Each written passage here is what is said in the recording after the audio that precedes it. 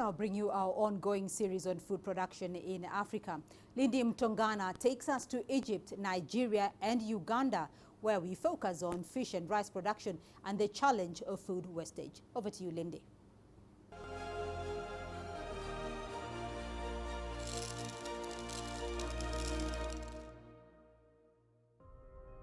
In today's second installment of CGTN Africa's series on food production, we take a look at bulk production and food waste in Africa. With the rising demand for nutritious animal-based protein, Egypt is expanding its production of fish. Since 2015, the country has witnessed a boom in fish farms that has seen production increase by nearly 25%.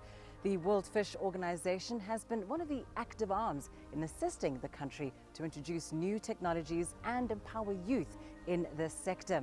Through its projects, nearly 4,000 fish farmers have been trained on best management practices, new technologies, and ensuring the best use of water resources and feeds. CGTN's Adel Al-Makhroui has more.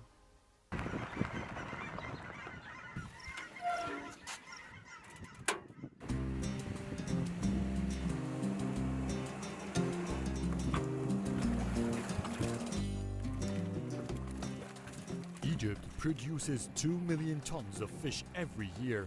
It's the 7th largest producer in the world and the top in Africa. Aquaculture's share is 80% of that market. With water quality and environmental pollution becoming a growing challenge for Egypt, fisheries are becoming the most reliable source for supplying the market with good quality. I'm here in Abbesa village in Sharqiya governorship, about 2 hours drive northeast of Cairo. This is one of the biggest fish research facilities in Egypt. It's managed by WorldFish, a leading international organization that helps nations develop their fish quality and production capacity.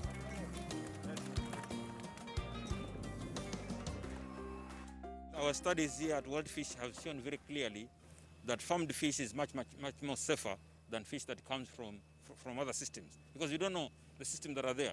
In farming fish, you have control of everything that goes into the pond. You're also able to control fish health.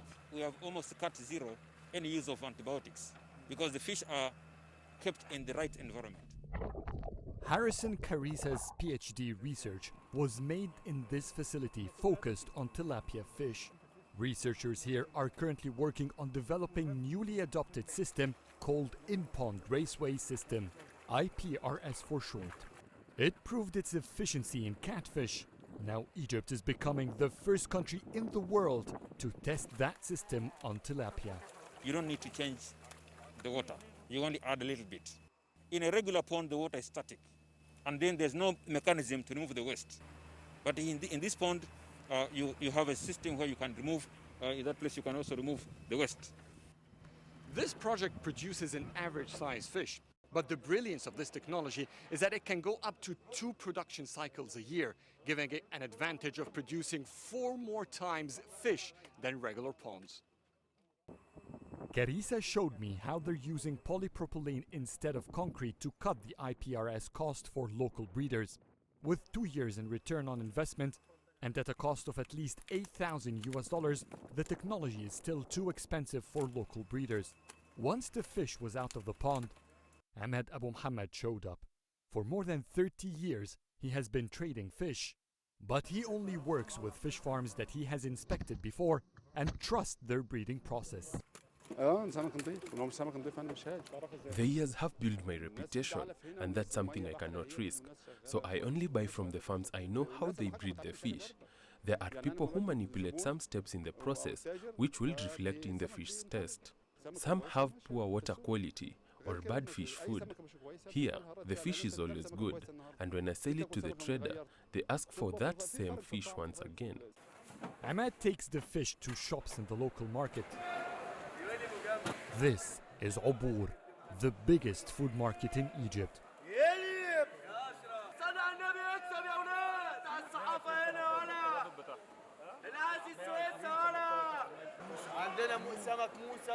In the fish section here, some clients are still not comfortable with fishes coming from farms. Fish farms do not produce any fish varieties, only catfish and tilapia. It's why I prefer sea fish. They taste better and the quality is good. For the Egyptian masses, though, catfish and tilapia are the most affordable, so demand here is phenomenal. Some people think fresh catch fish tastes better than in farms, but that's no longer true. There's always growing demand on the farms. Some clients do specifically demand farms fish, and catfish is the #1 popular fish in Egypt. There's always room to supply the market. We always need more. Because it's one of the leading fish producers in the world, Egypt is becoming a hub for Africans to learn about the industry. Since 1998, WorldFish has trained some 4,000 people from 112 countries. At least 1,000 of them are Egyptian. We launched here what we call the Fish for Africa Innovation Hub. This is a game changer in my opinion, because it's going to help African countries to access Egypt in a more organized manner. We want to have entrepreneurs coming here to learn. We want to have innovators coming here to test their new innovations. I left WorldFish heading to Ekwa. It's among the smallest and poorest villages in Egypt. I came to see how Ahlam Saeed is selling her fish in this humble market. She is one of the benefactors of WorldFish Women Empowerment Program.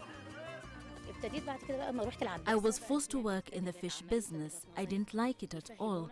In Abassa, WorldFish gave me theoretical and practical training.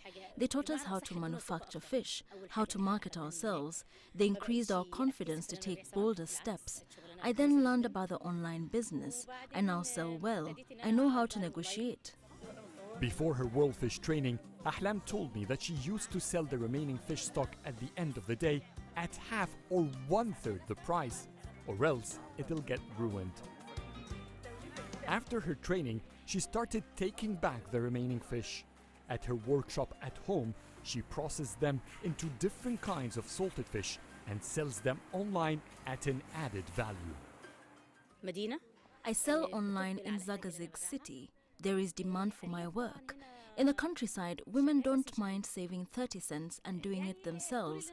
They have no job.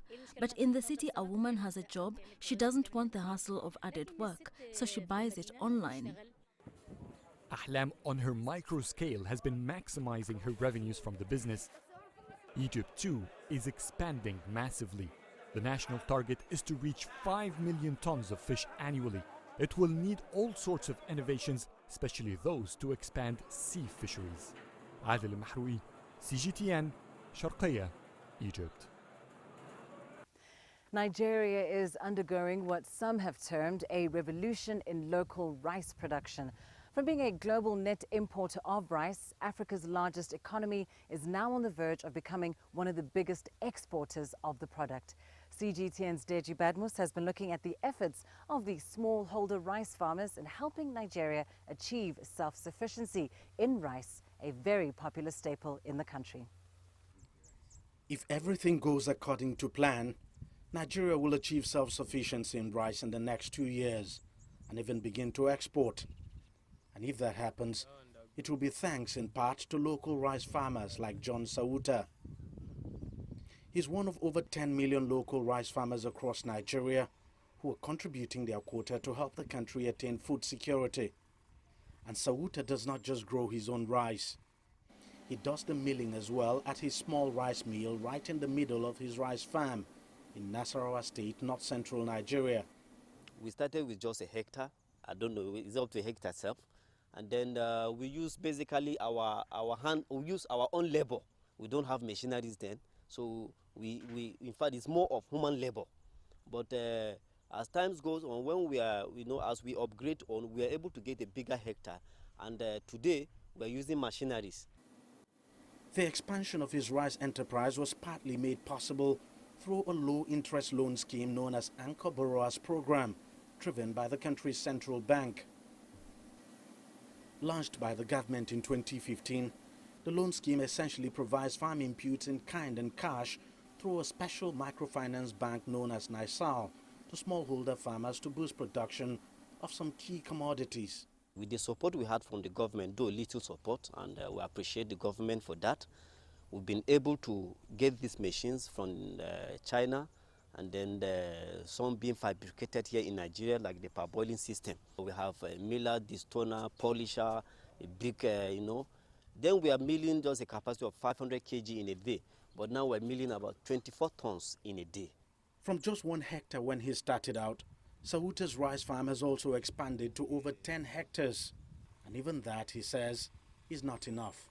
But we also as well partner with other farmers to buy their product, and then we go to the market too to buy product, even though at times you go, you face these challenges of not getting the right seed.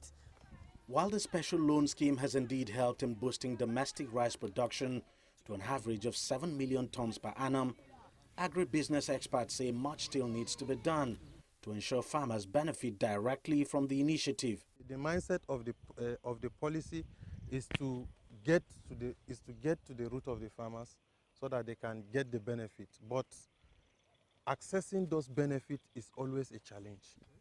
While the central bank has restricted importers of rice from accessing forex through the official market, these restrictions have led to a huge decline in imports. Local rice farmers are now filling the void and creating jobs in the process. We started as a one-man business, but today we have up to 15 staffs. So now, even without the government job, you now discover that because of this company, we're able to actually provide jobs for people around. It's certainly a good time for rice farmers in the country. They are now in a race against time to help Africa's largest economy achieve rice self-sufficiency. And if they are able to cross the finish line in the next 2 years, that will be a remarkable turning point for a country that is still struggling to leverage on its huge agricultural potential. Deji Badmos, CGTN, Lagos, Nigeria. Uganda is experiencing a build-up in food stock following the closure of the country's borders to stop the spread of the coronavirus. On top of a bumper harvest, the restrictions on transport have left farmers struggling to sell their produce, leading to food waste and a severe decline in food prices. CGTN's Michael Baleke tells us more. Jennifer Chirabo has cut down on business trips across the border. Banana farming has sustained her for over 20 years. But she says this is the first peak harvest in her lifetime that hasn't borne fruit for her financially. Before the pandemic was announced, I used to harvest over 50 bunches of bananas every Sunday. But now I'm stuck with food. Every farmer in my village is stuck with food. It's so frustrating. Jennifer lives 5 kilometers from the Uganda-Rwanda border. Much of the food here is sold across. But since March, all Uganda's borders have remained closed to small-scale traders like Jennifer. We obtained loans for agricultural inputs like fertilizers, seeds, and we used some to pay school fees, hoping to pay back after the harvest. We now risk losing our properties to the banks. Much of the bananas produced in Uganda are consumed locally. The surplus is exported to neighbors like Kenya, the Democratic Republic of Congo, and South Sudan. Some of these bananas are due for harvest, but there is no ready market. And instead of letting them rot away, Jennifer collects them and feeds them to the animals, which have also run out of food because of the drought. Just like banana farming, dairy farmers in this region are also experiencing surpluses. Mirabel Mirembe, a cattle keeper, says they have been offering excess milk freely to people who need it. She says a pint of fresh milk is now 2 cents compared to $1 6 months ago. I produce close to 100 liters of milk per day, but the dairies are not buying it. I have tried to add value by making yogurt and ghee, but no one is buying. We are consuming it ourselves. We are helpless. In the absence of wholesale traders who previously collected the food directly from villages, now some farmers are taking their produce to local markets in major towns using bicycles in the hope for better prices. The biggest problem is the closure of borders. We don't have a market for this food. We are now investing a lot of our time and money to move products across the country looking for market. It's not easy, and we sometimes make losses. At the recent Regional Heads of State Summit held online, Uganda's President Yoweri Museveni called on African leaders to open up their markets to the country's surplus food stocks. It's a dilemma that some parts of Africa don't have enough food. Here, the food is rotting. This is really not good management. So we should cooperate and take advantage of all these advantages. The UN wants governments like Uganda to introduce regulation to reduce post-harvest losses in food supply chains at national and regional levels. Farmers in Uganda looking forward to reopening of the borders so that they can secure their properties from banks and put some money in their pockets. Michael Baleke, CGTN, Western Uganda. In today's Expert Perspective segment, we take a look at Africa's freehold land systems and the lack of professional food storage.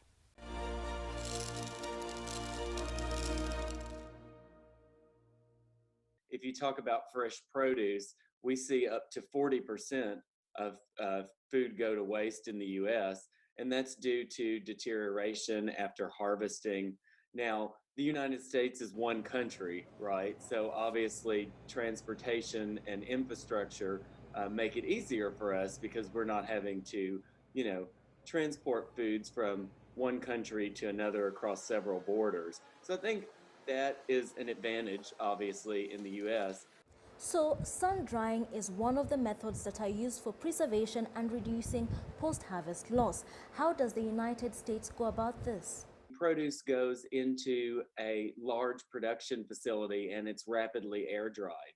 And that process takes, a lot less time and it's much more rapid. So you have much less loss of food, from the time it's harvested until the time it's preserved. So it's about infrastructure. It's about investing in transportation systems. It's about investing in food production facilities that can rapidly preserve food and then get it on a truck or a plane or a ship and rapidly get it to the next place. Because when you talk about things like produce, it has a very low shelf life. So even if you add a certain amount of additives or preservatives to the food, eventually produce is going to go bad.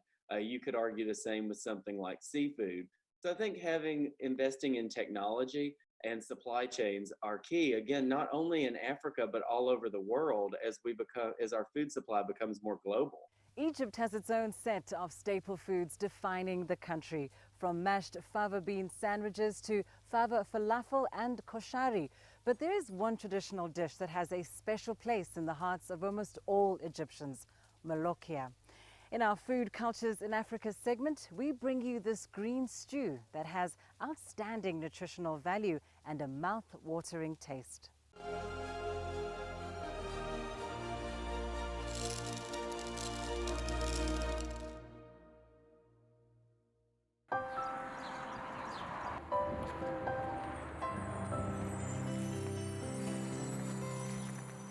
Every morning, these women come here to separate the leaves from the stem. The scientific name for this plant is Corchorus oletorius, also known as jute mallow. But here in Egypt, it is named after the delicious local dish made out of it, molokhia. The dish has more iron than spinach, more potassium than bananas, and is very rich in calcium, magnesium, phosphorus. More importantly, it's super delicious. After it becomes a paste, the leaves then leave to Sobhi Kabir, a popular restaurant here in Cairo, and I followed it.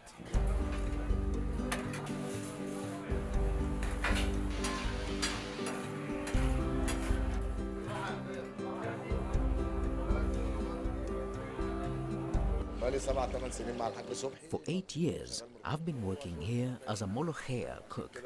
That's the only dish I do. I learned a special way to do it, and I've become an expert in it. It's all that I can do.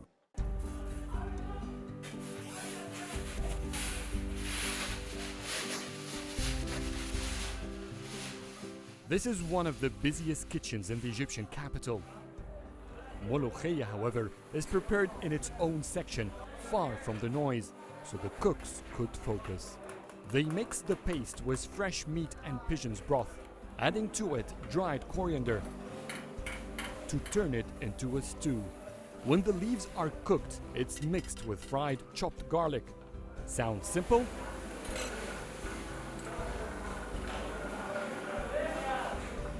Yet not any chef could adjust the stew to garlic ratio or the broth taste. Any error in the mixture could make the dish lose its texture. Garlic is the most important ingredient in Molokhia. It gives it about 60 to 70% of its flavor. There isn't a table here that doesn't order Molokhia. Let me show you how it's served. This is the most important step of making Molokhia. When the stew is mixed with the fried garlic, it makes a sound. We call it tasha. In Egyptian tradition, if a kind-hearted cook gasps during the tasha, the Molokhia will taste better than ever. Of course, that doesn't happen in restaurants, but the tasha has gained significance and many chefs like Zizo try to make it as entertaining as possible. It is now the guests' turn to enjoy. Molokhia is usually eaten with bread folded to a cone shape. We say a cat's ear shape. As for the taste,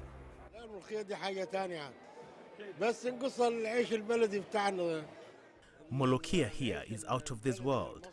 The only thing missing is our famous bread in the rural. It is spongy, so a dip of bread carries a lot of the stew. I come here at least once a month to enjoy the Molokhia. The first thing I order is Molokhia. There's no Egyptian who doesn't like it. It's who we are. the stew may look unattractive, but only to those who haven't tasted it. Once it's in your mouth, it becomes so hard to let go of it. Rimon Nassif hasn't been to Egypt in a year and a half. As soon as he arrived, his wife brought him here for the best molokhia in town. When I came here, I have to eat molokhia. Give it to me back, all the memory from my childhood. Every Egyptian, they love molokhia. It's traditional food. It's like that's how we grow up with Egypt here. So you can say the molokhia, it's like the hamburger in America. Because it has no animal protein, molokhia is quite affordable. With all its nutritious values, it's a super and delicious food available to everyone.